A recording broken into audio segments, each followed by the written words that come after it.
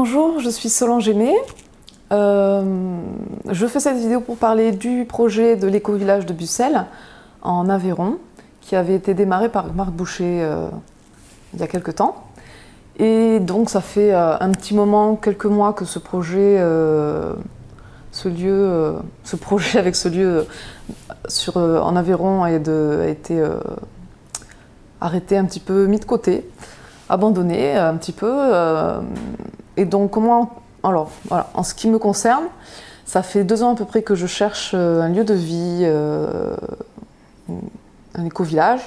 Après, quelle est la définition d'un éco-village, chacun peut-être a la sienne. Je vais essayer de ne pas faire trop long. Je fais cette vidéo pour parler un petit peu, pour me présenter un petit peu, pour que vous voyez un petit peu qui je suis, pour parler un petit peu de ce projet de l'éco-village de Bussel. Mais je voudrais pas trop, dans un premier temps, rentrer dans trop de détails, faire trop de longs discours. Bon, je suis quelqu'un qui passe à l'action. J'ai envie que les choses avancent. Et donc, j'ai décidé de faire cette vidéo. J'ai pas vraiment préparé cette vidéo, donc je vais faire de mon mieux. Je suis quelqu'un de très perfectionniste et... Enfin, j'étais, ou enfin, oui, je pense que je le suis encore. Mais le fait, ce perfectionnement a fait que, même si je suis quelqu'un qui passe à l'action, ben, le fait que ça soit pas parfait, certaines choses ne soient pas encore parfaites, je passais pas à l'action. Et donc, du coup, j'avançais pas. Et donc là, je dis, il faut que les choses avancent. Donc, même si la vidéo n'est pas parfaite, même si peut-être l'arrière-plan n'est peut-être pas parfait, ça pourrait être mieux, la luminosité ou je ne sais quoi encore, peu importe. Voilà, moi, je passe à l'action. Donc alors, pour en dire un peu plus sur moi, sur le projet, donc ça fait 2 ans à peu près que je cherche un lieu de vie. J'ai donc visité quelques lieux, j'ai rencontré quelques personnes qui avaient des projets, visité des lieux avec des groupes de personnes avec leurs projets. Et donc j'ai bien remarqué aussi en discutant avec d'autres personnes qui cherchent depuis longtemps que ben, ça a du mal à aboutir les projets d'éco-village en France. Bon, dans d'autres pays aussi, mais apparemment, bon, plus particulièrement en France. Mais en tout cas, comment dire, voilà, il y a des personnes qui cherchent depuis longtemps et à un moment donné, il faut quand même que les choses avancent. Hein. Donc moi, je suis motivée pour que ça avance. Il y a des solutions, il y a toujours des solutions pour que les choses se fassent. Je pars de ce principe-là. Quand on veut quelque chose, on a un objectif, déjà se fixer un objectif, et les solutions vont venir à nous. Donc, pour moi, des points importants pour la réussite d'un écolieu, c'est que toutes les personnes qui habitent sur le lieu aient le même, comment dire, le même droit à la parole, qu'il n'y ait pas un qui ait plus de pouvoir que l'autre, et notamment la propriété est importante, parce qu'à partir du moment où il y aura 1 ou 2 propriétaires et que les autres ne sont pas propriétaires, ça va créer des tensions, des problèmes. Je pense que déjà, je pense que c'est un problème. Donc une solution qui permettrait que les éco-villages, la création de ce genre de projet fonctionne, c'est déjà que chaque personne, que le groupe entier soit propriétaire du lieu. Pour résumer, hein, voilà, on pourrait le dire d'autres manières, peut-être mieux l'expliquer, mais bon, je vais essayer de passer divers sujets rapidement.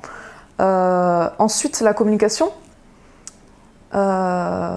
Communication bienveillante, bien sûr la tolérance, le respect de chacun, le respect de là où on est chacun. Chacun a ses défauts, entre guillemets, ses qualités.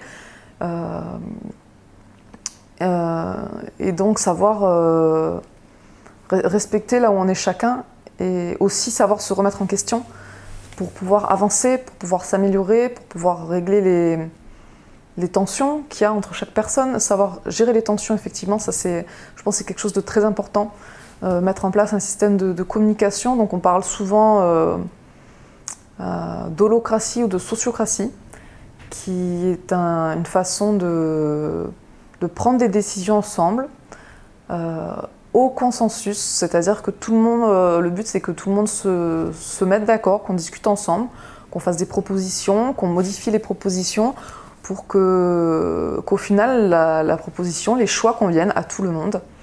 Et donc c'est complètement différent du vote où il n'y a pas vraiment de discussion, de connaître les avis de chacun, et un vote, le résultat ça ne sera pas à 100%. Donc ça crée des tensions. Donc je vous conseille, si vous ne connaissez pas encore l'holocratie et la sociocratie, j'utilise ces deux termes parce que parfois certains parlent de sociocratie, d'autres d'holocratie. Donc après approfondir quelle est la différence entre les deux, est-ce que c'est la même chose ou pas. Bon. En tout cas c'est dans cette idée-là, dans cette direction. Ensuite, d'autres choses importantes, oui, l'intimité. On a remarqué que les lieux où les gens vivaient assez les uns sur les autres, lieux style colocation, on vit dans une chambre et puis tous les autres pièces sont en commun. C'est des lieux du coup où on a moins d'intimité et c'est des lieux qui fonctionnent moins bien, il y a plus de tension. Donc pour moi, pour qu'un projet marche, après ça dépend de chacun, de ses besoins, certaines personnes peuvent vivre très très bien en colocation, mais c'est vrai que de ce que j'ai entendu beaucoup de témoignages, de ce que j'ai vécu, le fait d'avoir son intimité, ça serait, c'est-à-dire l'idée c'est que plutôt chacun ait une petite maison, sa maison sur le lieu, et qu'après il y ait des locaux communs, des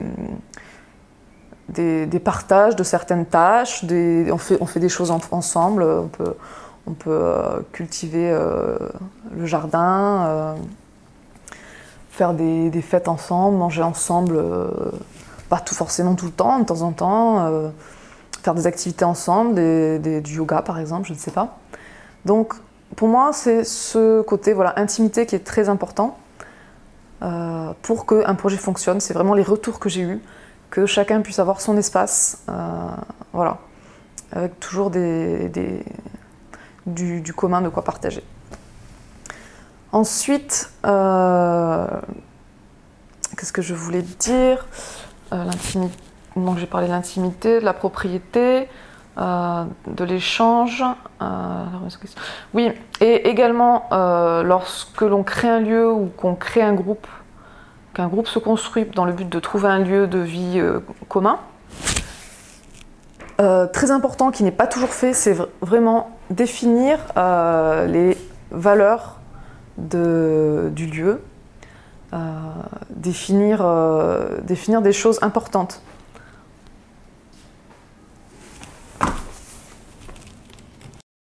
Donc définir certaines choses, quelles sont les attentes. Tout le monde n'a pas forcément les mêmes attentes dans un éco-village.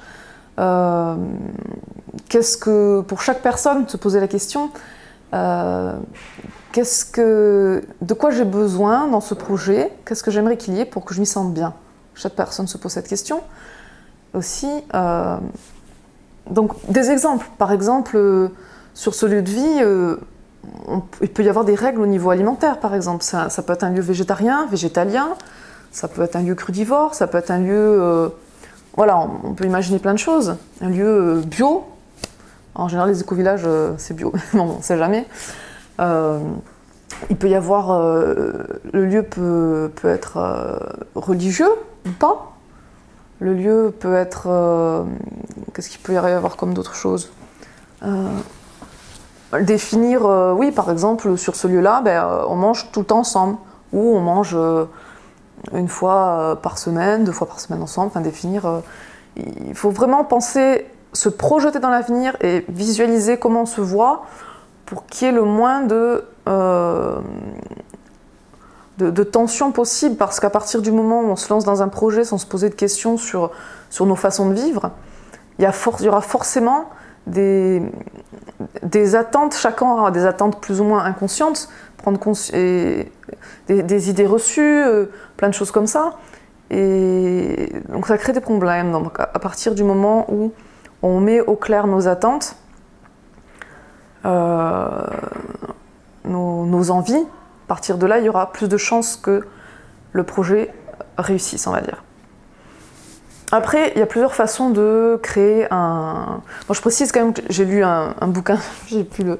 Je l'ai prêté à quelqu'un, il faut que je le récupère, je ne me rappelle plus du titre là, je l'ai pas, comme je vous dis, j'ai pas préparé la vidéo, je l'ai lu un bouquin sur les écovillages, qui est écrit par une Canadienne, et elle explique pourquoi 90% échouent et 10% réussissent, et donc elle donne plein d'outils intéressants pour réussir finalement, donc je ferai d'autres vidéos pour en parler.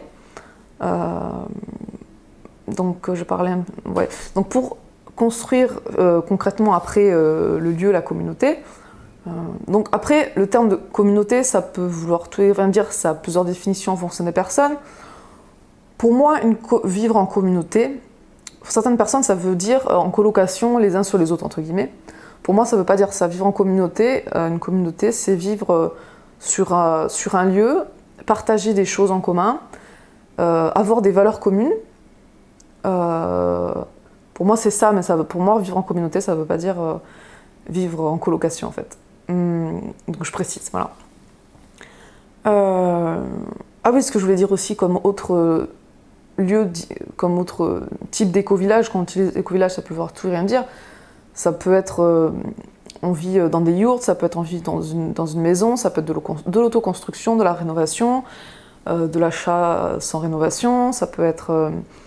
on vit vraiment très loin les uns des autres, à plusieurs kilomètres, où les maisons sont assez proches. Ça peut être plus type colocation, on vit tous dans des chambres dans une ferme qui a été rénovée. Ça peut être plein de choses. Donc déjà, quand on crée un groupe, quand on a l'objectif de chercher de vivre en éco-village, définir ça aussi également. Est-ce que on a des préférences sur la façon de vivre ensemble? Donc voilà. Donc la façon de créer un éco-village, il peut y avoir plusieurs façons. Ça peut être d'abord, on est d'abord un groupe d'amis ou de connaissances, de personnes, on se connaît déjà, où on crée un groupe et après ensemble on cherche un lieu. Ou ça peut être, moi j'achète un lieu et au fur et à mesure il y a des personnes qui vont venir et on va créer le groupe petit à petit. Et parfois ça peut être un peu les deux en même temps.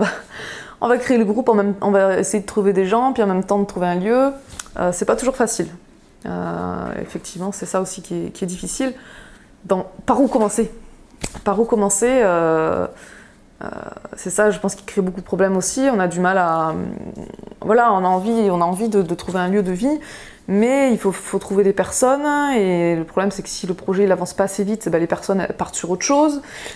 Et donc, si le problème, c'est le côté financier aussi. Si on n'a pas les finances, il suffirait qu'une personne ait les finances, achète un lieu et que d'autres personnes viennent sur le lieu pour expérimenter. Ça marche pas, je reste pas. Là, je pense que ça irait plus vite.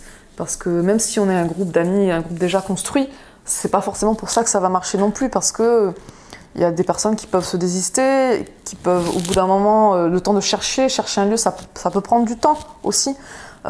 Les personnes sont d'accord sur les valeurs, on s'entend bien, mais pour trouver un lieu, le groupe va trouver un lieu, mais il y en a une personne que ça va pas convenir, et puis ils vont chercher un autre lieu, puis ça va pas convenir, et puis finalement le temps il passe, et il y en a certains qu'ils ont plus de temps à perdre, ils sont partir sur autre chose, et finalement le groupe se désagrège. Donc il faut vraiment rester ouvert, et je pense que l'une des solutions c'est de garder notre objectif. Qu'est-ce que je veux? Je veux vivre dans un lieu, dans une communauté, dans un éco-village. Voici ce que je souhaite que l'alimentation y ait ça, je souhaite que les valeurs ça soit ça, je souhaite que ce soit un lieu artistique, je souhaite que ce soit un lieu religieux, je souhaite que les enfants, qu'il y ait une école alternative, que les enfants puissent vivre ensemble, entre eux, etc., selon plein de choses, on peut définir plein de choses. Mais quel est notre objectif? Qu'est-ce que je recherche comme chose? Et l'univers, on va trouver des solutions pour y arriver et ne pas forcément tout de suite se focaliser sur le comment. Je pense, personnellement, c'est ce que je pense, que se dire d'abord je fais un groupe ou d'abord je trouve un lieu, je pense que c'est peut-être une erreur et qu'il faut rester ouvert à toutes les possibilités pour pouvoir arriver vers notre objectif. Donc voilà, j'ai parlé un petit peu des éco-villages, la construction, la création des projets d'éco-villages. J'essaie de passer un petit peu sur différentes choses. Donc le projet de Bussell en particulier, Donc moi, ça fait, donc je disais 2 ans que je cherche. En 2 ans, j'ai rencontré des personnes avec qui je m'entends bien. En tout cas, sur le peu de fois où on s'est vu, on a vraiment des valeurs communes, je pense. On a des bons feelings. Et donc, il y a des petites choses qui se sont construites au fur et à mesure. J'ai pas encore trouvé de lieu. Et donc justement, maintenant que je commence à connaître plusieurs personnes avec qui je sens que ça pourrait marcher, je me dis il faut trouver un lieu. Et donc j'ai repensé au lieu de Marc Boucher que j'avais entendu parler il y a plusieurs mois. Je me suis dit ça en est où ce projet? Et donc comme j'ai appris que le projet avait été abandonné, et ben, j'ai essayé de récupérer toutes les informations et je me suis dit quand même ce lieu, je trouve que ça donnerait vraiment quelque chose parce qu'il y a plein de choses qui sont regroupées. Déjà le fait que ce soit un grand terrain, bon, je pense que je ne m'y connais pas particulièrement en permaculture, mais c'est les personnes qui ont fait une formation en permaculture. Oui, effectivement, on peut pas forcément besoin d'avoir un grand terrain pour produire de la nourriture. Mais il y a aussi d'autres arguments. Je sais que je les avais entendus, mais bon, je ne pourrais pas vous les ressortir comme ça, je n'ai pas fait de formation là-dessus. Des arguments qui expliquent pourquoi, dans un projet permaculturel, un éco-village en permaculture, pourquoi c'est important d'avoir vraiment beaucoup d'espace, de la forêt, d'avoir voilà, pas juste un petit terrain pour faire pousser, mais c'est tout un ensemble en fait qui est important. Donc, dans ce projet d'éco-village de Bussel, le terrain fait 123 hectares. Ensuite, il y a une quinzaine d'habitations.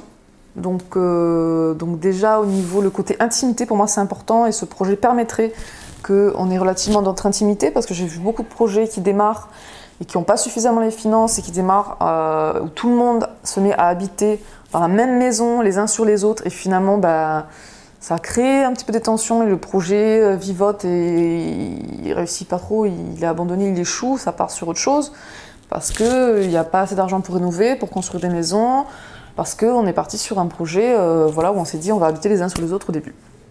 Et donc là, sur le projet de Bussel, voilà, il y a la possibilité de vivre déjà. Donc apparemment, il y a 2 appartements. Je n'ai pas encore visité, je vous dis juste, voilà, moi je suis passage à l'action, je vous parle de ce lieu qui me semble bien. Donc apparemment 2 appartements qui pourraient être rapidement rénovés et habitables. Et puis, bien sûr, il faudrait rénover le reste. C'est un lieu qui a été apparemment abandonné depuis à peu près 30 ans, donc il y a beaucoup de rénovations à faire. Mais déjà, le côté grand, il y a beaucoup d'espace. Donc, je me disais 123 hectares avec de la forêt, des landes. Je crois qu'il y a une rivière, un lac, je ne sais pas. Il y a donc du terrain pour agricole. Ensuite... pourquoi ce terrain? C'est vrai que voilà, donc il y a le côté, l'espace dans un grand terrain, les habitations et le prix. Donc ce lieu est en vente aux dernières nouvelles, aux dernières négociations, était à 450 000 €, 490 frais de notaire compris d'après ce que j'ai compris, retenu. Et donc au niveau du tarif, je trouve que c'est très intéressant parce que pour trouver un lieu aussi grand avec déjà des habitations sur place, personnellement, il y a pas très longtemps, hein, il y a moins d'un mois, certainement, quelques petites semaines, avec des personnes, on avait trouvé un lieu, une annonce de vente d'un lieu, avec à 23 hectares, avec quelques maisons où on pouvait déjà commencer à habiter. Pas autant de maisons, mais que 23 hectares à 450 000 € en vente. Là, pour le même prix, on a 123 hectares, une quinzaine d'habitations. Bon, ok, c'est à rénover, mais quand même, quand on recherche les projets, des lieux aussi grands, ça va tout de suite à 1 million, 2 millions, etc. Donc je trouve déjà ce projet de l'éco-village de Bussel intéressant, également à ce niveau-là, au niveau financier. Donc voilà pour parler de l'éco-village de Bussel. Donc j'ai commencé un petit peu à relancer des personnes qui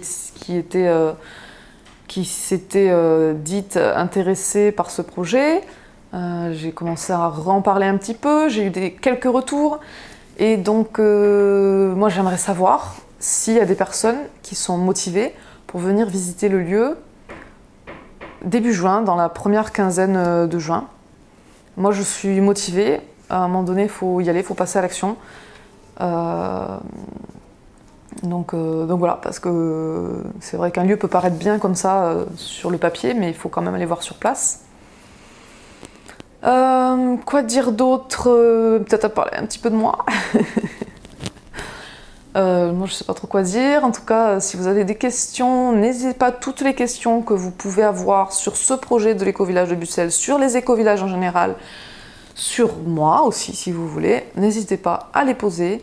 On est là aussi, l'important pour que ça marche, c'est échanger entre nous, que chacun puisse dire ce qu'il a à dire, tout en étant dans le respect, la tolérance bien sûr, dans la compréhension. Il me semble que c'est important. Sinon, me concernant, j'ai 25 ans, je suis maman déjà d'une petite fille et j'attends un autre bébé. Je m'intéresse à l'alimentation vivante énormément. Je me définis plus comme prof de danse parce que ça fait un moment, ça fait peut-être 2 ans que j'ai un petit peu laissé ça de côté, mais la danse est une énorme passion pour moi et j'aimerais avoir l'occasion de redonner des cours de danse. Également, j'aimerais pouvoir donner des cours de Sonmudo, qui est une pratique zen coréenne. Vous pouvez regarder sur internet sonmudo.fr, sonmudo.fr. M'intéresse énormément au développement personnel, il me semble que c'est très important. Savoir apprendre à se connaître, se remettre en question, avancer, quoi. Cheminer. La communication, les relations, la nature, je suis quelqu'un de très naturel, j'ai fait un accouchement à domicile, et ce que je prévois pour mon deuxième enfant. Je suis quelqu'un, comme je vous l'ai dit, qui passe à l'action. Mon compagnon me définit comme quelqu'un. Il n'a jamais vu quelqu'un qui a aussi peur de rien. J'ai peur de rien, voilà. Après, bon, on a tous des peurs, c'est vrai qu'on a peur de rien dans l'action, on va dire, globalement. Mais après, on a tous nos peurs, peut-être, j'ai un petit peu peur de l'inconnu. C'est vrai que ça me fait un petit peu peur de pas contrôler certaines choses, de pas savoir. C'est une peur que j'ai, peut-être. Voilà. Quoi dire d'autre? Je voulais dire autre chose, je sais plus. Oui, des outils pour le rêve du dragon. Je vous ai parlé de l'holocratie. J'ai pas parlé de permaculture, effectivement. La permaculture, vous pouvez vous renseigner, c'est un projet, le projet d'éco-village de Bussel, où on aimerait intégrer la permaculture. Donc pour ça, il faudrait qu'il y ait des gens qui s'y connaissent, qui s'intègrent au projet. Car moi, comme je l'ai dit, je n'ai pas de formation. Et je voulais parler un tout petit peu du rêve du dragon, que j'ai appris, connu cela dans une conférence il y a 2 ans, je crois, ça fait 2 ans. Ou un an, 2 ans, 2 ans. Et qui est une méthode qui a été créée pour faire aboutir n'importe quel projet. Je vais essayer de dire un petit peu qu'est-ce que j'ai retenu de ça, ce que je trouve intéressant. Donc j'ai retenu, il me semble, c'est sur... En fait, dans un projet, il y a 4 phases. Il y a la phase du rêve, de l'idée. Il y a la phase de la planification, ensuite de l'action et de la célébration. Et chaque phase a tout à fait son importance. Et on remarque qu'au niveau des gens, des personnes, chacun peut avoir en général une ou deux de ses qualités de côté. Certains vont être plus rêveurs, d'autres vont être plus planificateurs, d'autres acteurs et d'autres célébreurs. Et c'est vrai qu'on se rend compte dans la vie, c'est certaines personnes qui sont tout le temps plein d'idées, qui sont en train tout le temps de penser à plein de choses, de rêver, de dire « ah, ça serait bien de faire ci, de faire ça, oui j'ai une idée et tout ». Mais c'est des personnes qui passent pas à l'action et on leur reproche d'être des rêveurs, Mais finalement, qu'est-ce que serait ce monde sans idées, sans rêve? Et que le rêve, ça fait partie des projets de la vie aussi. Il y a d'autres personnes qui peuvent avoir des idées aussi et qui se mettent à planifier. Voilà, je vais faire ça comme ça, qui planifient de monter, de passer à l'action, mais au final qui ont monté leur projet, qui ont planifié, mais qui n'ont pas passé à l'action. C'est des personnes qui aussi on reproche d'être un peu rêveurs, de planifier et de ne pas passer à l'action. Et puis il y a d'autres personnes aussi qui passent beaucoup à l'action, qui ne se posent pas de questions, je fonce, j'y vais, qui ne planifient pas, et finalement ça va un petit peu dans tous les sens. Bon, plus ou moins, ça réussit plus ou moins, ça dépend des fois.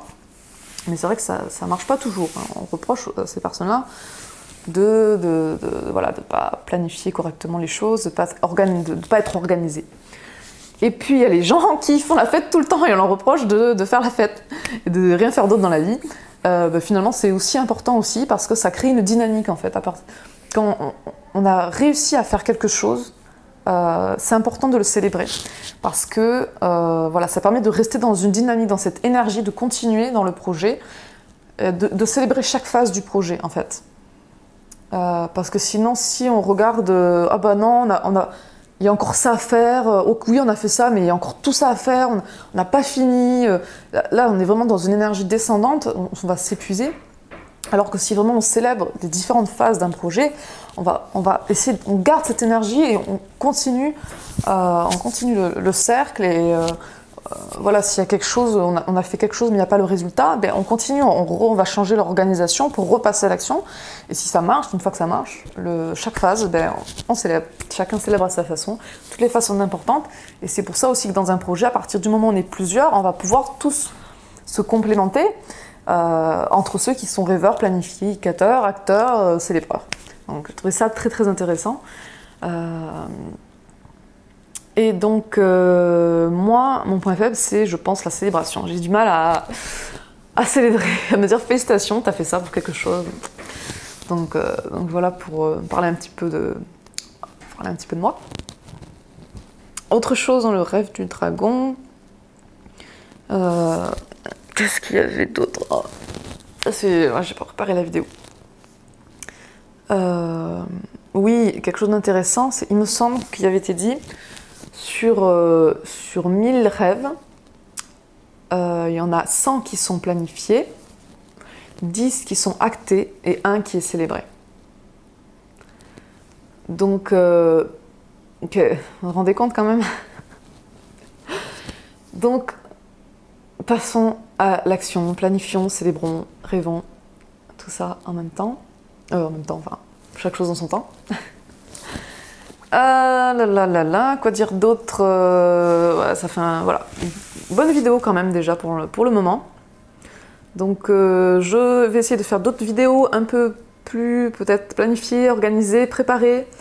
Et aussi je peux me servir de tous les commentaires que vous pourrez me faire, les questions que vous aurez pour créer d'autres vidéos sur différents thèmes. Ça peut être l'holocratie, ça peut être comment monter un projet d'éco-village, parler du côté financier, parler du côté les valeurs, tout ce que vous voulez. Bon, je vais essayer d'arrêter là, j'espère que cette vidéo vous a plu. Voilà, j'attends vos commentaires, à très bientôt.